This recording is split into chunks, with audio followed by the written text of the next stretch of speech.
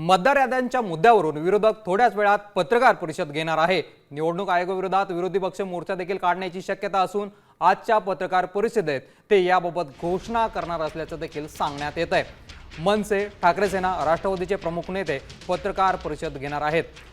शिवसेना भवनात ही पत्रकार परिषद होणार असून यासाठी बाळा नांदगावकर तब्बल 24 वर्षांनी सेना भवनात दाखल झाले।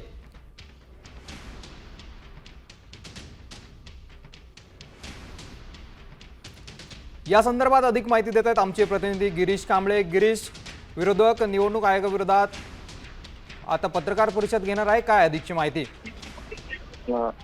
सर्व विरोधी पक्षांची आता थोड्या वेळातच सेना भवन येथे पत्रकार परिषद आहे।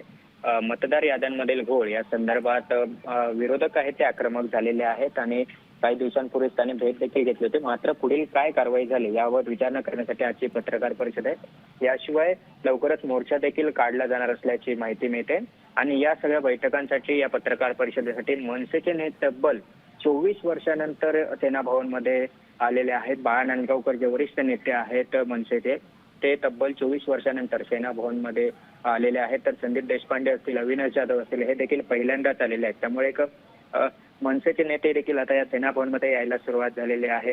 एका मुद्द्यावरून का होईना मनसे ठाकरे गट एकत्र येताना आपल्याला पाहायला मिळतंय। याशिवाय आता मतदार याद्यांच्या घोळासंदर्भात सर्व विरोधी पक्ष आहेत ते एकत्रित येऊन आता ही पत्रकार परिषद घेत आहेत। सध्या राष्ट्रवादी काँग्रेस शरद पवार गटाकडून जयंत पाटील पोहोचलेले आहेत।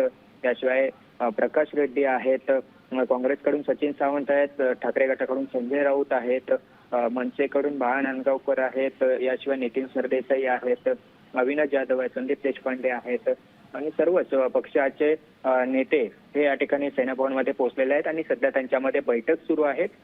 कारण मोर्चा देखील लवकरच घोषित केला जाणार असल्याची माहिती आहे, त्यामुळे या संदर्भात देखील आता ही चर्चा सुरू असल्याची माहिती मिळते आणि आत्ताच्या या पत्रकार परिषदेत कदाचित मोर्चाची तारीख घोषित केली जाण्याची शक्यता आहे।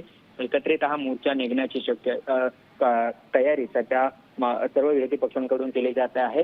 जोपर्यंत निवडणूक आयोग कागदपत्र म्हणजे मतदार यादीमधील जे घोळ आहे तो जोपर्यंत क्लिअर करत नाहीये तोपर्यंत निवडणुका घेऊ नये अशी भूमिका, आक्रमक भूमिका खरं तर या सर्व पक्षांनी घेतली। विशेष करून राज ठाकरे, उद्धव ठाकरे यांनी आयुक्त आणि मुख्य निवडणूक अधिकारी यांच्यासोबत झालेल्या बैठकीत प्रचंड आक्रमक झालेले आपल्याला पाहायला मिळत होते।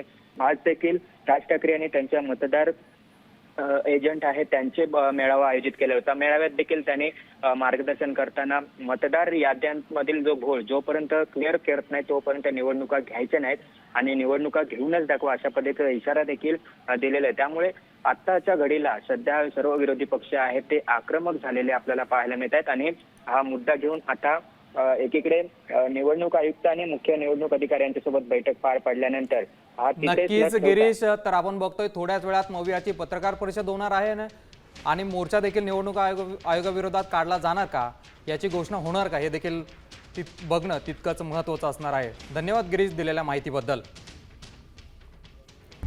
आता isakal.com आहे देशातील नंबर 1 ची मराठी न्यूज वेबसाईट। प्रत्येक अपडेटसाठी isakal.com ला नक्की भेट द्या।